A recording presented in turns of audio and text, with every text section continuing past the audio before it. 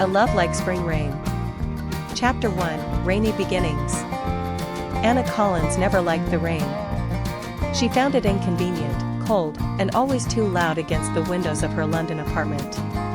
But that changed one May afternoon when she ran into James Rivers, literally, outside a cafe in Notting Hill. Her umbrella flipped inside out. His coffee spilled down his shirt. Their eyes met, both half laughing, half apologizing. "I'm so sorry," she said, trying to fix her umbrella. "No, it's my fault, I should have been looking," he said, dabbing at his soaked collar. She looked up at him. He was handsome in an effortless way. Warm brown eyes. A gentle voice. And that kind of smile that made you forget about the rain. Chapter 2, Coffee, Conversations, and Chemistry. James offered to buy her a new coffee. They sat inside the cafe for hours, their cups long empty but conversation flowing. Anna was a writer. James was an architect. They talked about everything: books, buildings, childhood, regrets. "I don't believe in coincidences," he said. "Me neither," she replied. That night, she wrote about him in her journal. He walked home in the rain, smiling for no reason. Chapter 3, Growing Closer. Weeks turned into months. They saw each other every weekend. Then every day. Late-night phone calls. Sunday morning brunches. Walks through Hyde Park.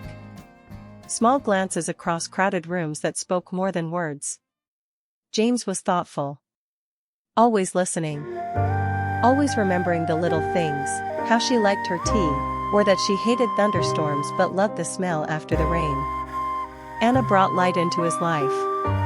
She was spontaneous, passionate, always writing poems on napkins and dreaming out loud. And when he kissed her for the first time, she knew. This wasn't temporary. Chapter 4, Storm Clouds. But love isn't always easy. James got a job offer in New York. A big one, his dream position. Anna didn't want to stand in his way. He didn't want to ask her to give up her life in London. They tried long distance. For 6 months, they emailed, called, visited when they could. But time zones and loneliness crept in. They fought more. Spoke less. Then came the call. "I don't think this is working anymore," she said, her voice breaking. "I know," he whispered. They hung up. That was the last time they spoke. Chapter 5, Years Apart. Anna finished her novel. It became a quiet success. But something was always missing. James thrived in New York. He built towers, won awards. But the city lights never warmed him like her smile once did. They dated other people. They tried to move on. But rainy days still reminded them of each other. Chapter 6, Letters in the Attic. 3 years later, Anna found a box in her attic while cleaning. Inside were old notes James had written, scribbled on napkins, receipts, notebook pages. One said, "You make the rain worth walking through." She cried. Not because she missed him, but because some things never stop living inside you.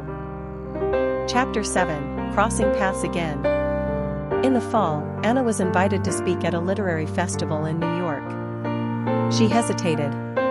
But something pulled her there. After her talk, she walked into a small art exhibit downtown. And there, standing in front of a model of a London building, was James. He turned.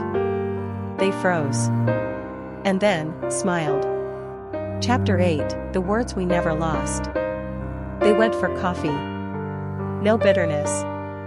No awkward silence. Just two people who had loved deeply, and still carried pieces of that love with them. "I never stopped thinking about you," he said.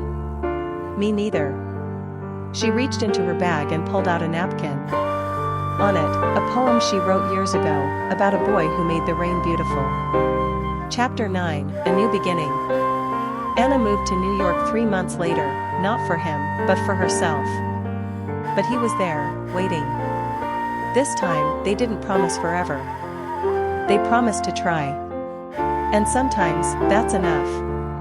Because some loves don't need grand gestures or fairy tales. Just a rainy afternoon, a warm smile, and two hearts ready to begin again.